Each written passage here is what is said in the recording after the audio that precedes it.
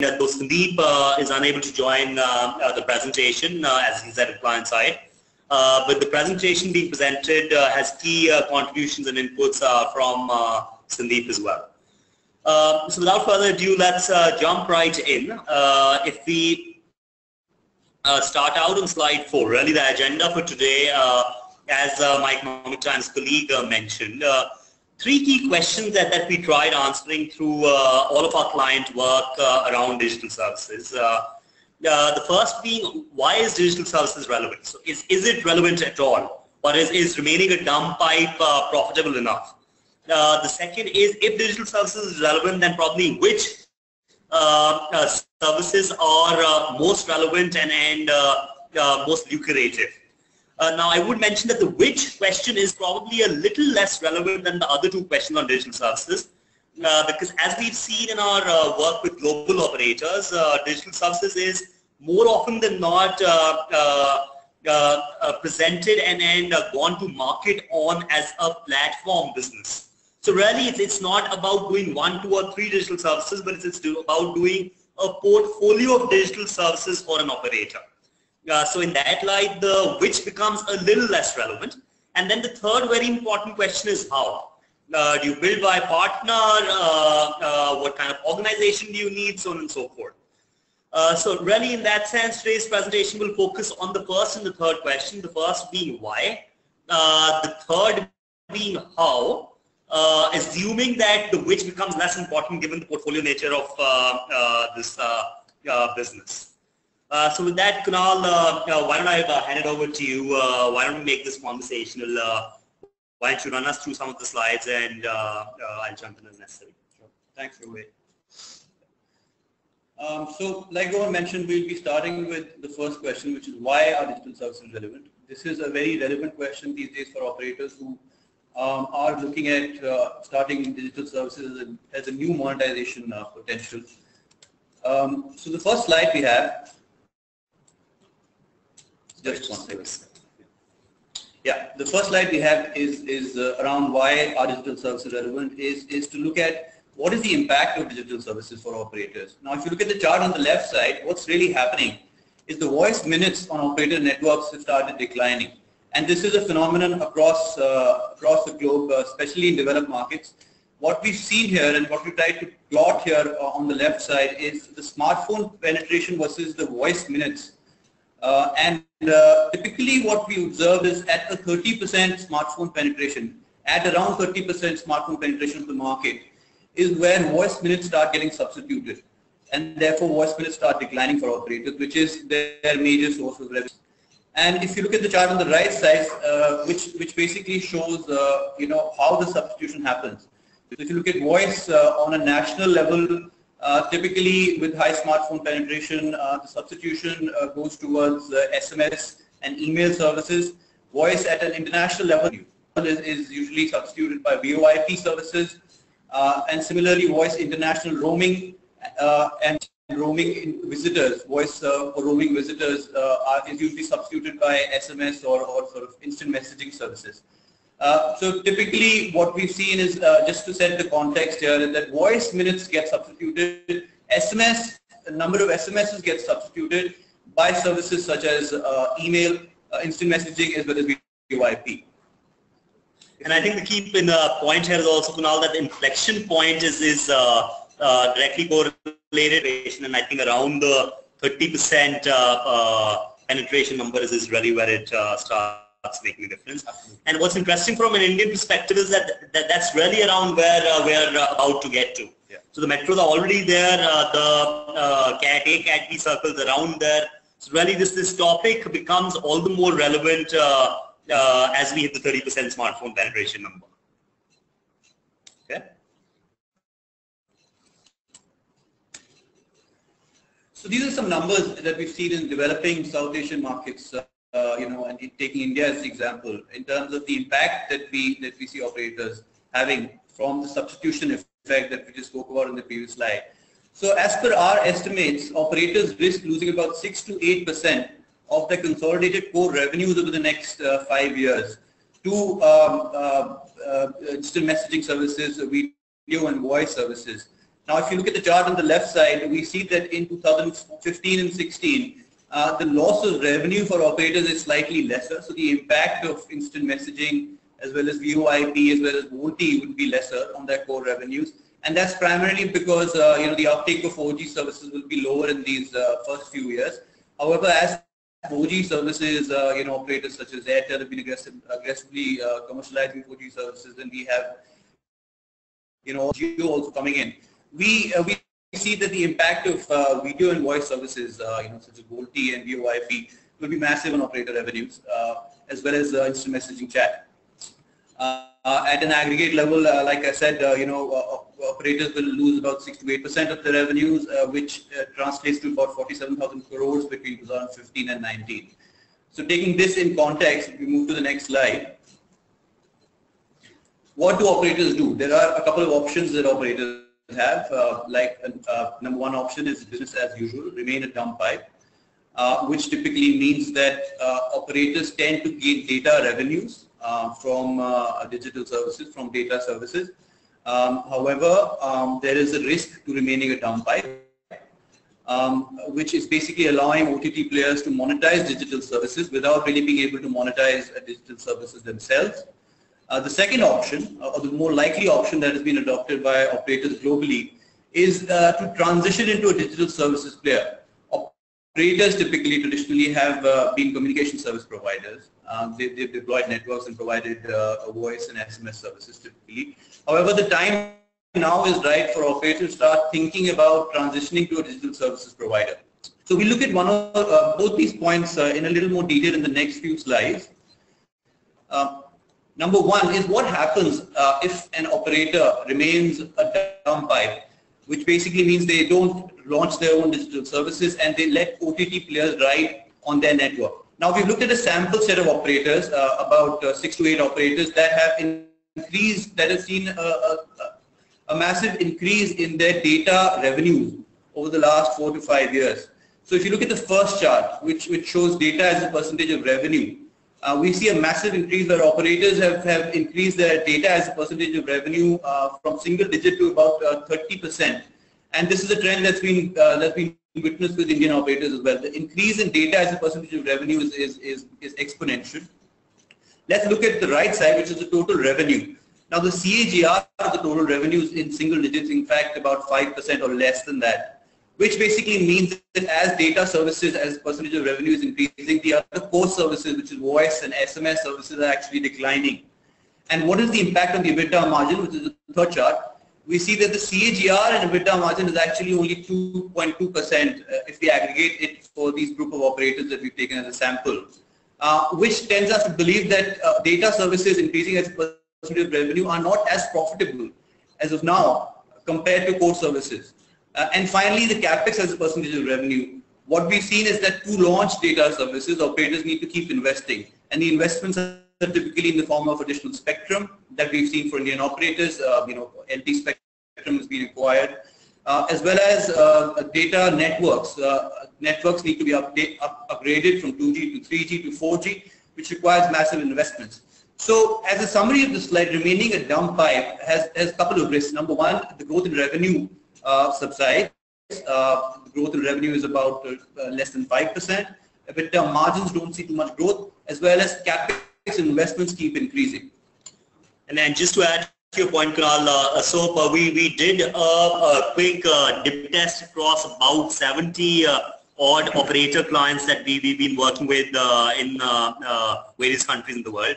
And just to further highlight the point that you were making, what we saw was that EBITDA margins often reduced by about 150 to 180 basis points because of the pressures that a data business gets on an operator's business. So really in that sense, pressure on performance, on financial performance per se, and remaining a dumb pipe really doesn't remain an option. Yeah. Moving on to the next slide. Now if operators do not have the option of remaining a dumb pipe, then what do they do? So they transition to digital services. This is what we've been talking about. And operators tend to benefit from a couple of things. One is consumer stickiness. As more and more digital services reduce the churn, and we've seen that in a number of case studies we talk about right now. as well as additional revenue streams, including riding on the huge internet valuation wave. So if you look at the text on the left side, where we talk about the indirect upside that operators have been able to get from digital services through service differentiation. Taking the example of the payments services in Philippines, Smart Communication in Philippines launched its mobile payment services and reduced a significant churn from about 3% to about 0.5% on its smart money users. Now that's a huge reduction in churn, which is beneficial to the EBITDA margins of operators. So that's an indirect revenue. If you look at the second example, which is SK Telecom launched an instant messaging service called Join in 2012, and we were able to witness a reduction in churn. If you see the bar chart on the left side, the bottom left side, 2.6% was the churn when the service was launched in 2012, and there was a reduction by 0.5% in about a year's time after the launch of this service. And I think just to add to that, Kunal, what we've also seen is that music services, digital music streaming services are one service which have probably one of the highest impacts on churn reduction, just given the emotional nature of the service for operators. So point being that even if the direct benefits are limited in the first couple of years of launching digital services, operators really have significant indirect benefits to gain from by launching some or a lot of these services, especially services such as payment services as well as digital music services. And I think the second point around internet valuation may or may not apply to all telecom operators, depending on whether it's a publicly traded stock or not. So important because the entire valuation theme could be important for certain telcos, but probably the first is a little more important from a going concern perspective. Absolutely. And in fact, the first point around indirect benefits, indirect revenue upsides, indirect reduction in churn, reduction in costs is extremely relevant for operators, because operators has been to look at the IRR as well as return on capital employed for every business that they invest in. However, the gestation period for digital services is a little longer than average, but the indirect benefits are sort of seen rather than direct benefits, which we'll look at in the next slide. So if we move on to the next slide, these are a few examples of operators globally that have been sort of taking the lead in terms of digital services. So we have Singtel, Telefonica, SK Telecom. Now, if you look at Singtel, for example, Singtel has a business called Singtel Group Digital Life, which sort of includes all of its OTT as well as digital services. Their contribution to revenue of this business is about 6 to 8%, which translates to about 169 million Singapore dollars. Similarly, Telefonica and SK Telecom have launched digital services business. So direct benefits in terms of revenues have been around 1% to about 6% on an average for global operators. And the important point is that although the contribution of revenue is sort of slow compared to traditional businesses, like I said, 1 to 6%, indirect benefits are massive, as well as the other point to note as well is that within digital services, the gestation period is typically higher. So if you look at the charts on the right side, which talk about Google and Netflix, which are sort of the benchmarks in digital services businesses, where you see that it has taken them 5 to 6 years to turn profitable. Although there has been a massive growth in revenues, Google and Netflix have recently turned profitable, and the level of profitability is still low. However, these are still considered huge valuation businesses because because of the huge revenue upside. So that wraps up why are digital services relevant. Now what we'll look at is what is really needed to successfully offer digital services, and we can jump straight in. So if I may just add here, Kunal, I think this really starts answering the how question that we discussed, which was the third of our 3 key questions. We tried answering the how question in 2 parts. This first part of how is to do with all service agnostic capabilities that are required. So really, what kind of organization structure is required? Should the digital services business sit within the operator's larger business, or should it be spun off as a standalone business? So questions which are agnostic of any one particular digital service. Then the second part of the how, which we'll answer in the next subsection, is really around trying to answer questions which are specific to certain digital services. So basically, for example, the answer to build by a partner might be different for a music a streaming service versus an instant messaging service. So that's really how we structured it. So why don't we jump right into it, Kunal? Sure. So the first level of engagement in terms of how to offer digital services, or what is really needed to offer digital services is around the engagement model. Now, digital services are fairly new. It's been a phenomenon that's been around for about the last 5 to 10 years, or even less than that. Now, in terms of the engagement model, if you look at this chart on the left side, what we tried to do here is we tried to plot the engagement model of operators that have been in the forefront of digital services. Now, if you look at the chevron on the left side, it sort of goes from low to high in terms of the engagement model. So there are different engagement models that operators have deployed. One is a simple networking and market scanning, venture to seed capital fund where operators have actually invested in digital services businesses. Similarly, incubation support, shared risk investment and partnership, and finally own, build or investment. Now this is the final engagement model, which is owning a digital services and actually investing in it. And an operator branded digital services is obviously the most engaged and the most risky digital services strategy. However, the returns have been the highest in this. If you look at, for example, let's look at Singtel Life Labs, which is sort of a unit within Singtel which is only involved in networking and market scanning as well as incubation. Then you have Singtel Innovation 8, which is a venture capital unit of Singtel which invests in startups, as well as then you have Singtel Group Digital Life, which we spoke about previously, which actually has a portfolio of digital services that Singtel has been deploying, and most of those services are actually owned by. So the key message here from this slide is that digital services right now is fairly new, and operators don't have one single engagement model to offer digital services, so they're testing the waters with different digital services engagement models. Now, typically, if an operator is looking at scanning the market and is new to digital services, maybe in a developing market context, then the engagement model would be more around market scanning, sort of seeding capital investment as well as incubation support. Whereas in more developed markets where digital services have become the norm, then operators would be looking to launch their own services. The next key aspect around what is needed to successfully offer digital services is around creating a platform. Now this is very important. Operators started digital services, like I said before, by investing in digital services, by investing in small businesses, by investing in venture capital funds, so that they had a share of the pie, so that they could learn from different digital services providers. However, what operators have realized now is it is important to offer their services as a platform to enable an ecosystem of digital services.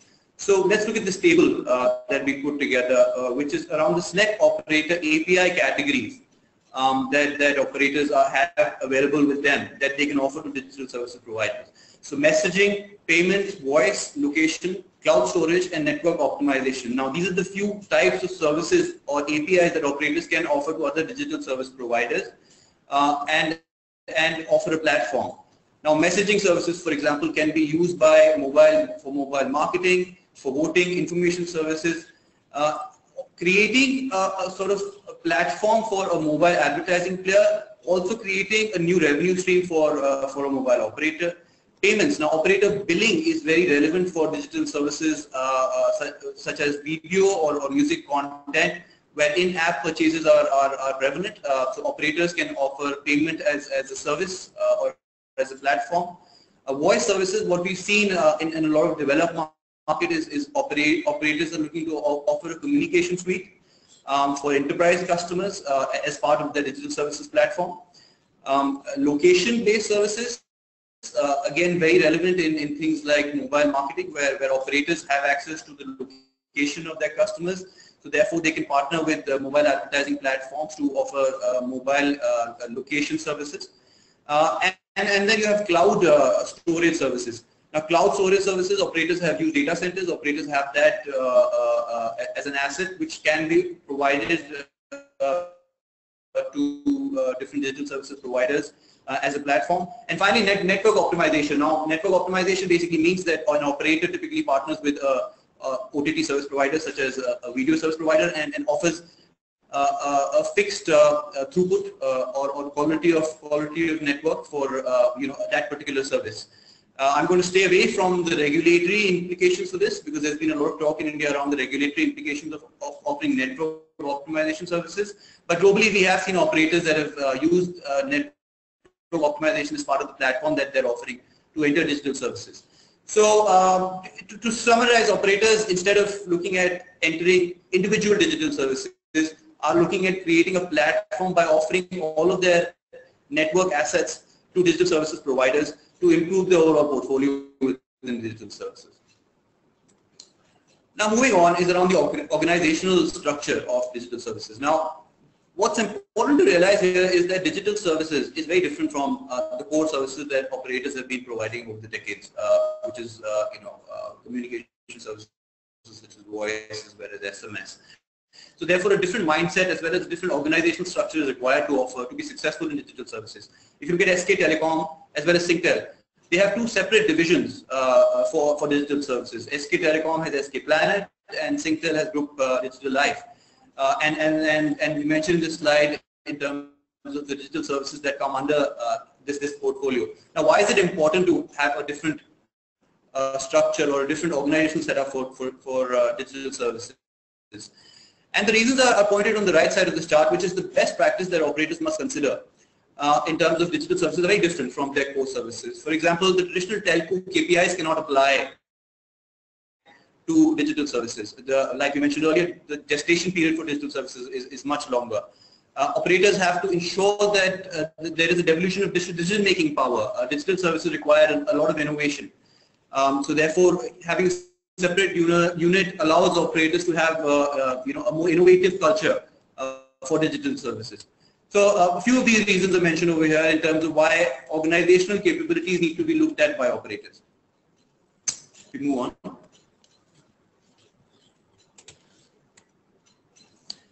And finally, around pricing and packaging. Now, operators. Just a reminder, what we're trying to answer is what is needed to offer successful services. Now, pricing and packaging is key in terms of operator strategy when we look at digital services. There are different ways that an operator can actually bundle different services or offer different digital services to their user base and monetize digital services without really launching their own digital services. So, just go back to what we said. Sorry about this. So, if you look at what operators can do in terms of pricing and packaging, number one is tariff structuring. Operators can offer different digital services and differentiate their portfolio of pricing and packaging in terms of speed or volume-based tiers. Now, offering different services or different packages based on speed is a little controversial in terms of regulations. However, it is very common for operators to offer volume-based tiers. Other examples of differentiated tariff structures are around offering hard bundles, where operators typically bundle different services such as unlimited voice and messaging and have data packs along with those bundles. Typically, hard bundles are used by operators in developing markets to protect their ARPU, to increase their ARPU. Content and services. Now, operators have in India as well as a lot of markets where 3G and 4G has been introduced,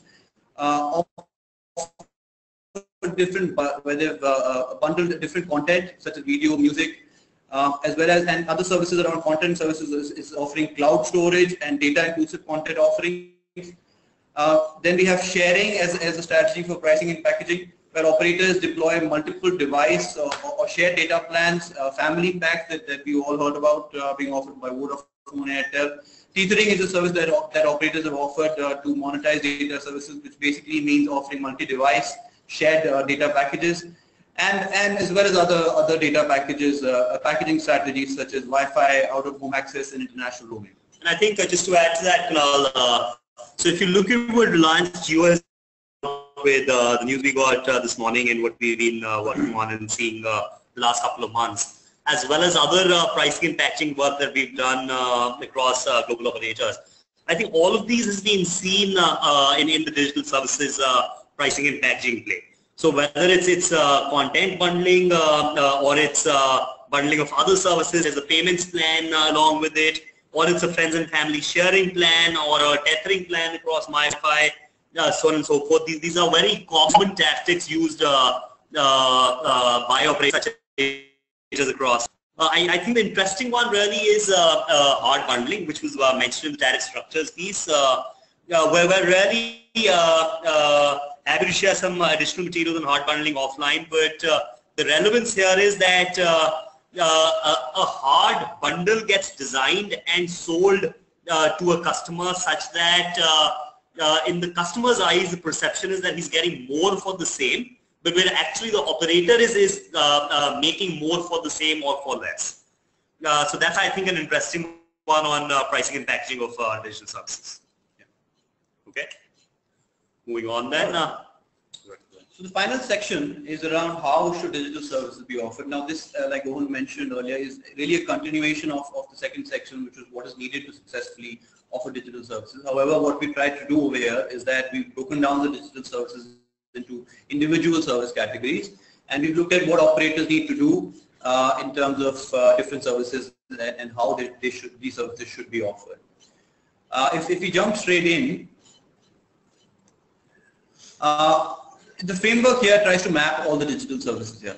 So the way to read this framework is if you look at the x-axis from left to right, there are different categories of digital services that we've highlighted over here. Number one is the consumer use cases, and number two is the B2B or the enterprise use cases.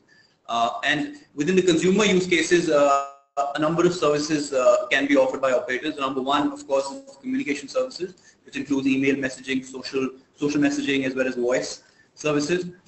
Leisure services such as music, media, news, health, lifestyle, and then you have work, education, or productivity related services that operators have looked to offer directly to consumers. Within the B2B use cases, you have a number of services that operators have looked to offer. Number one is, of course, advertising and data analytics or mobile advertising. This is a huge service where operators have a lot of key assets to offer. Infrastructure related services are which is around M2M, IoT. Again, there's been a lot of discussion around IoT as a service and what operators really need to do to sort of participate in this value chain. And number three, in terms of B2B use cases, or number 6 in this chart, is around utility-based services, which is mostly around payments.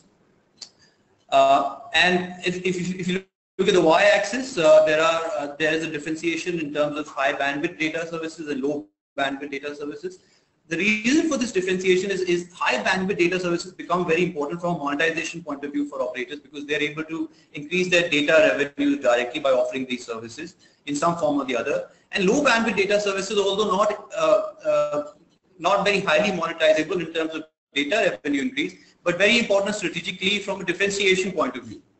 And we look at that when we talk about each and every service. And I think in the low bandwidth service, if we take digital music streaming, for example, yes. And then break the benefits are into direct and indirect benefits. Though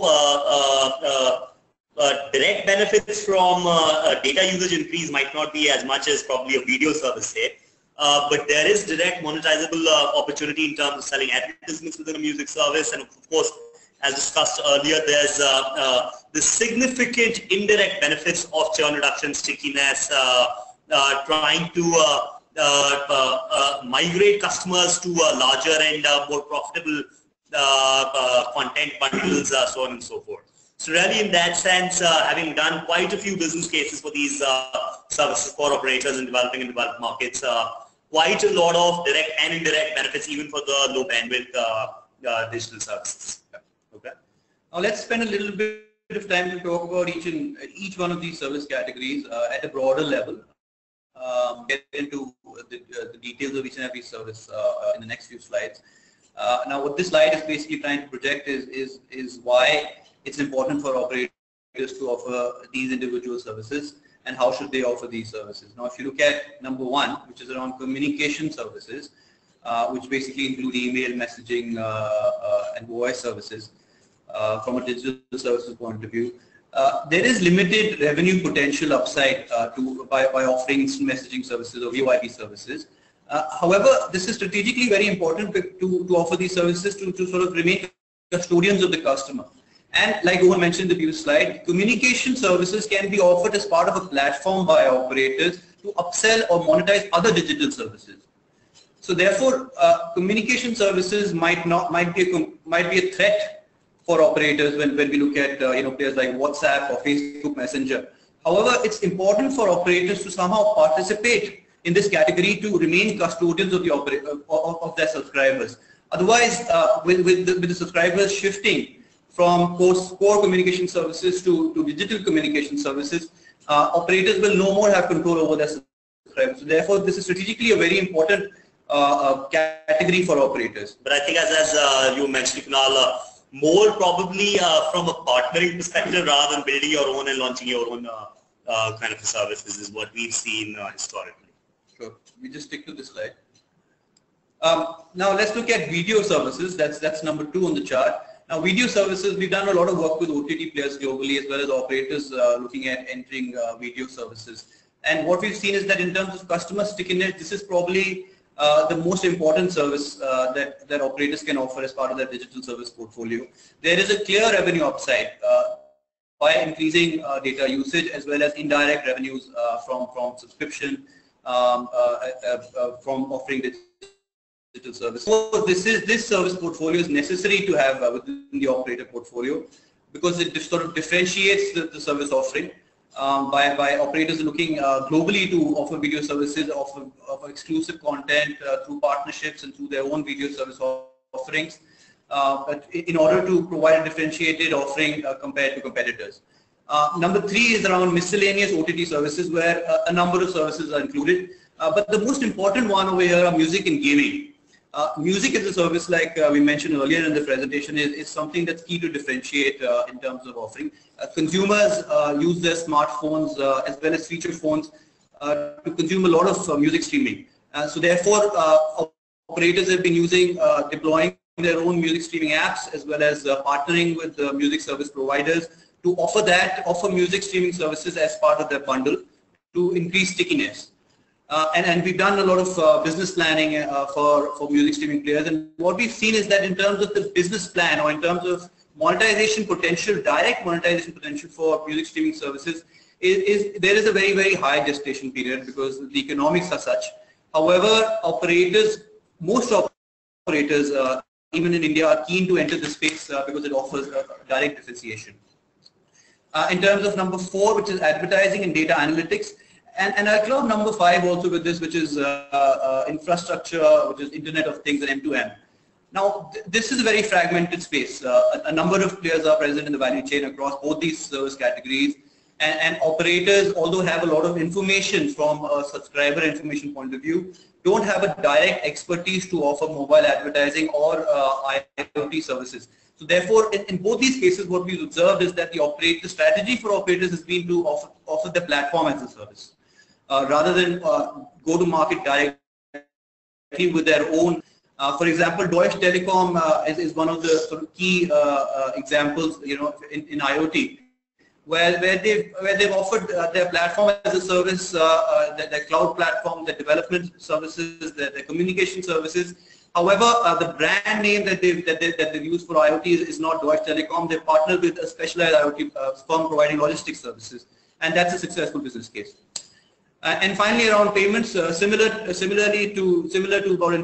infrastructure, payments is an area where operators have a role to play. However, they're not directly specialists in terms of payments. So their portfolio in terms of their retail outlets as well as communication services are important to offer away. Now, if we look at what we've done in this presentation, because of limited time, we focus on about 3 to 4 services rather than all 6 categories. Number 1 is communication services, and this chart is basically highlighting the value chain of digital services. And clearly, if you look at this chart, it's obvious that you have OTT communication players such as Skype and WhatsApp, as well as Google and Facebook that have now entered into instant messaging as well as VoIP services, who are the clear market leaders when it comes to OTT communication services, and not the operators. In fact, you have distributors such as OEMs, such as Apple and Samsung, also looking to enter the space. Apple through FaceTime, for example, that are clearly dominating this service and overriding the operators and directly reaching out to the consumers to offer these services. So, in terms of the value chain, in terms of the expertise, operators have a limited role to play in terms of communication services. However, in the next slide, let's look at what are the options for operators. So, there are two options for operators. Number one is try to protect core revenues by using pricing as a strategy or partner with OTT players. And number two is launching their own services. Now, there are benefits in doing all of this. Now, operators initially what they did was using pricing as well as regulatory lobbying to keep out OTT service players. However, that's a short-term strategy, as we've seen through our work with operators. What works typically for operators is partnership with existing OTT players, where they could typically bundle an OTT service offering like a WhatsApp or a Facebook Messenger along with certain data plans, and benefit from the brand name of OTT players, the expertise of OTT players, as well as increased stickiness of the customers. And the second option is around launching their own services. Now, obviously, there are benefits to launching their own services, such as what operators really need to do to launch their own services is that they have a rich communication suite that operators have available to them. They can offer as a package different communication services such as SMS, instant messaging, VoIP, HD services, VoLTE, more and more relevant as 4G comes into place. So therefore, appreciate their service by their communication service offering by launching a rich communication suite, and focus more on monetization such as in-app purchases, and more importantly, focus on interplay of other digital services. Now, this comes to big data analytics. Now, the benefit of operators providing their own communication services is that they remain custodians to subscriber data, and therefore are able to monetize other data services by looking at the usage trends of their subscribers using the instant messaging services. So I think this is probably the digital communication suite is probably the more difficult to answer on whether they should build their own or they should partner, because as we've discussed, the case could be made both ways. The OTT players in this market are quite strong, so that's kind of like goes against building your own. And our services have a network effect of sorts. However, on the flip side, as we were just mentioning, launching your own does allow you to remain more of a custodian of your subscriber. So I think the jury is out on this one, and then we've kind of like seen and experienced the case play out both ways across a wide variety of operator clients. But let's leave it at this, and I think let's move to the next one to see a couple of cases where probably it's more clear-cut. So, for example, video services as a next example. Yes. So, video services, like we mentioned, is one of the important categories for operators because of the huge monetization potential for video services, both from direct monetization potential as well as indirect monetization potential. The first option for operators is definitely remain a dumb pipe and allow the specialized OTT players like YouTube, for example, and Netflix to sort of ride on their network. The benefit for operators there is that there would be an increase in data usage because video does consume about 60 to 70% of all of the data on mobile. However, what would happen is that with increase in data traffic, operators would need to invest on their networks, and overall profitability for operators will suffer. As we saw initially when we started off this presentation. So the better option for operators is to launch proprietary services to be able to differentiate their service offering. And what we've seen is that most mature operators have globally launched their own video services with the focus clearly on differentiating their content. And this is typically done by getting access to exclusive content, getting access to content that is typically being viewed in that particular market. Along with getting access to exclusive content, it's also important that operators differentiate their video offerings. Just offering a video on demand service is not enough, but different formats of video such as short format and long format, as well as live content needs to be offered depending on the consumption trends of that particular market. And the final point is sort of being repeated around the right content for each market, where an operator really needs to focus on what are the consumption patterns in that particular market, and therefore what should be the video offering. Okay. These are just a few examples of mobile operators that have successfully launched their own video offerings. I'm not going to spend too much time on this.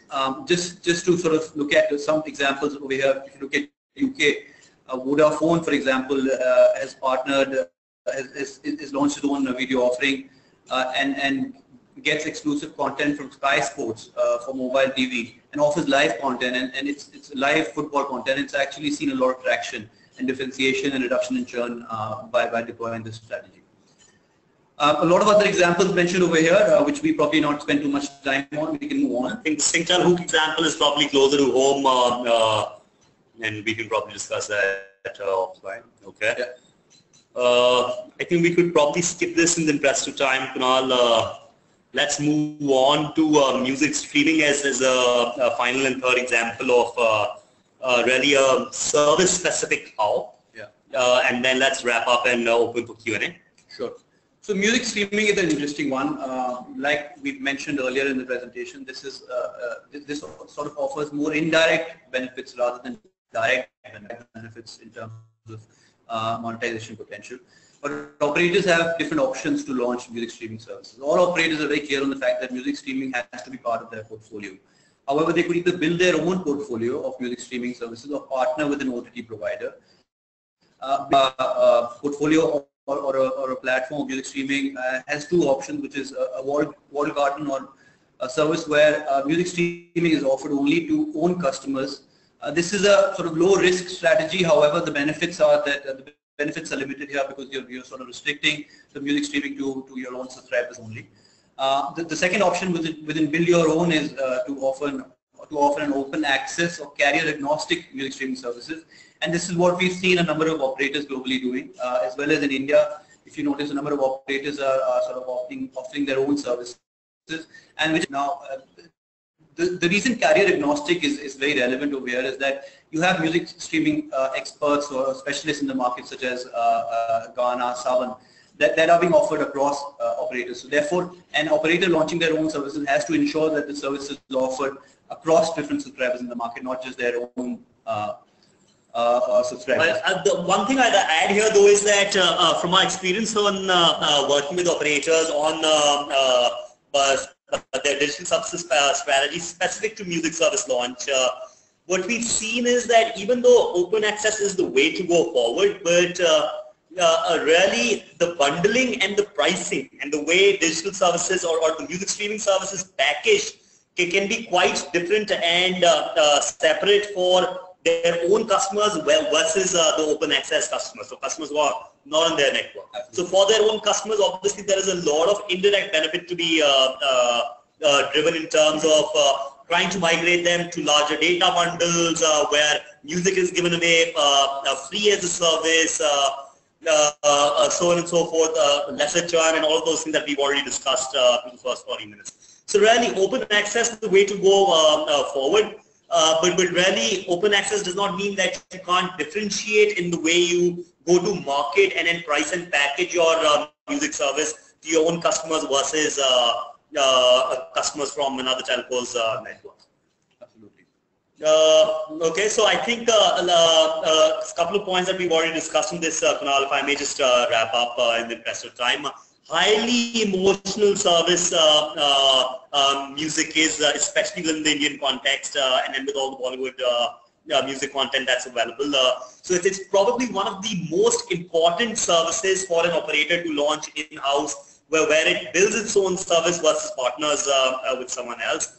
If you look at what the operator, Airtel obviously already has Wink in its portfolio. Jio is coming out with its own music service in terms of Jio Beats. Vodafone's talking about it. So literally thinking of launching their own music streaming service.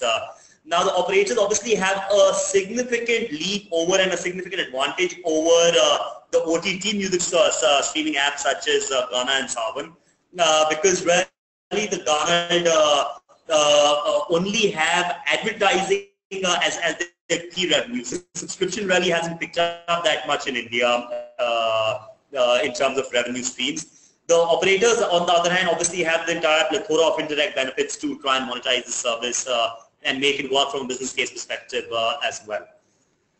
So really, in that sense, the next couple of slides really talk about a case study in terms of Wink and what it's doing and how it's grown and how it's really beneficial for Airtel in the long term. And then I think in the interest of time, let's wrap up there. Let's probably stay away from getting too deep into mobile advertising. As with previous webinars, obviously happy to share and discuss in greater detail offline. Just to wrap up, digital services truly is an area where the firm has done tremendous work locally in the larger Asian region and globally through all of our 16 offices worldwide. We've got a center of excellence on digital services in Europe where we've hired some ex-Telefonica folks who helped Telefonica set up their digital services business. So obviously happy to continue the discussion offline. With that, Danish and Economic Times team, why don't we open up for Q&A and then spend the remaining 10 minutes or so on Q&A, please. Okay, so the first question is around technology has not been cost effective for the end consumer. It rather created convenience. Will the upcoming digital revolution change this? So this question comes from Siva Kumar Dattu. Thanks for the question, Siva. Short answer, absolutely. The digital revolution will help change this. Technology will bridge, help bridge the gap in terms of cost effectiveness. And the answer is an emphatic yes. Moving on to the next question, it comes from Ashok Kumar. What exactly is if we say monetize data? Apologize, the question is not clear. Let's move on to the next one. What bundled services do we think would work well for FTTH? This question comes from Aditya Deshmukh. Aditya, this is a pretty relevant question. I think for the most part, the deck that we just presented focuses on digital services from a mobile perspective. But I think the same principles apply to digital services from a fixed perspective. In our work with fixed operators worldwide, we've seen similar digital services such as content-related digital services play a big role in developed markets. I think since fixed internet is consumed over larger screens, video would be even more important in a fixed world as compared to a mobile world. And then obviously education, health tips, so on and so forth, are other things that would become quite relevant from an FTTH perspective. So obviously net neutrality and kind of all of those regulations need to be taken into mind when planning for a bundling play on the fixed side. In fact, if I can just add to that, Rohan, one of the strategies that operators have looked at globally is offering digital services which are network agnostic, where they've used their own fixed networks as well as mobile networks and offered services that are available on Wi-Fi as well as on 3G and 4G networks. And high bandwidth services, like Rohan mentioned, typically would be under these networks, such as video services. Okay, next question I think is more around the first question we answered on why are digital services relevant and do operators need to look at them at all? This question comes from Aditya Kumar. Aditya, thanks. Again, an emphatic answer as we discussed in the first part of our presentation. Absolute. Remaining a dumb or a relatively smart pipe is not an option anymore. This will become even more penetration increases and goes beyond the 30% mark on a pan-India basis. Digital services is the future and is extremely important for customers to start making a play there now. Whether they do it themselves or partner is something that we've tried answering in the latter half of our presentation. And obviously, happy to discuss further insights offline. Okay, next question. Service being offered by Airtel is more of an OTT or platform owned by operator. If you can comment. Well, yes, it is an OTT service, Sumit. I think if you saw that one slide in the how, really what we're saying is that the way to go for operators in terms of offering these digital services is to go the open access route, So really, when you go down the open access route, you really in a way are offering a service in an OTT fashion. So yes, it is an OTT or an open access go-to-market strategy. However, it is led and controlled by the operator. So the answer is yes, it is an OTT play. However, it's an OTT play made by an operator. Next question comes from Satish. Questions around as the revenue for data services increased by 30%, however, on voice and SMS revenues are in single digits. What is the overall revenue comparison 5 years back to now with the change in digital transformation? Satish, we have these numbers with us. A lot of our business cases around digital services feed off those numbers. Happy to address those questions offline. The economic times team obviously has our emails. Otherwise, it's rohan.dhamija@analysysmasion.com. Feel free to shoot an email to take things offline. Next question comes Harsh.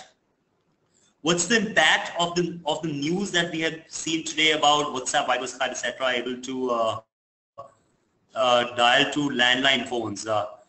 Huge, Harsh. Up till now, WhatsApp was just cannibalizing mobile to mobile revenues. Them being able to dial into landline numbers will have a significant impact on voice minutes and voice ARPU. It's not going to completely kill the voice business, because if you look at data on how Skype impacted that, since Skype already allows for that in certain other markets, there was a significant impact, but it didn't kill the voice business completely. So we expect a similar kind of impact in India as well. Probably just to add over here is that the impact would be very positive on 4G as well. On 4G players such as Reliance, Jio, or Airtel, looking at VoLTE as a communication service going forward. Being able to use VoLTE to guide into landline and fixed line landline phones as well as other mobile operators would be very relevant. Yep. And just to add to the point here really is that if you attended our first webinar and presentation around the impact of Reliance Jio, our view is that going forward, one of the key disruptions that could come in a couple of years out is that voice really starts getting given away for free. I know our friends in the operator community might not like hearing that, but one potential disruptive scenario is that in the customer's eye, voice gets bundled as part of a larger data and content bundle and is given away for free. However, at the back end, the operator does his cost per GB, cost per minute calculation and ensures that he's making at least as much from voice as he was before, when voice was being sold as a separate product. So really in that sense, the fact that WhatsApp or Skype allow their customers to make calls to mobiles currently and potentially to even landline phones in the very near future for almost free or at a very cheap rate is something that we've been helping operator clients already prepare for. Because if WhatsApp and Skype are doing it now, the operators themselves could potentially start doing that later. Just the way that they do their math and monetize voice in the back end is something of a little story. Okay, we're almost up on the hour, so final question. This comes from it's about alliances and a partnership strategy. A very relevant question, Danish. Again, done a lot of work with operators as well as other stakeholders such as Microsoft, Google, other classic internet players on trying to figure out the economics of such partnerships. In the interest of time, I'll probably just say that alliances will be very helpful for both the telcos as well as the classic internet or the OTT players. I don't think going forward the telcos can just do it on their own, or obviously the OTT players can do it on their own. The economics of each alliance needs to be worked out depending what digital service the alliance is for and how what kind of leverage does each player between the telco and the OTT player offer to the alliance. Again, a lot of materials which we'd be happy to share offline. With that, let me thank you to all those who attended and pass it back to the Economic Times team.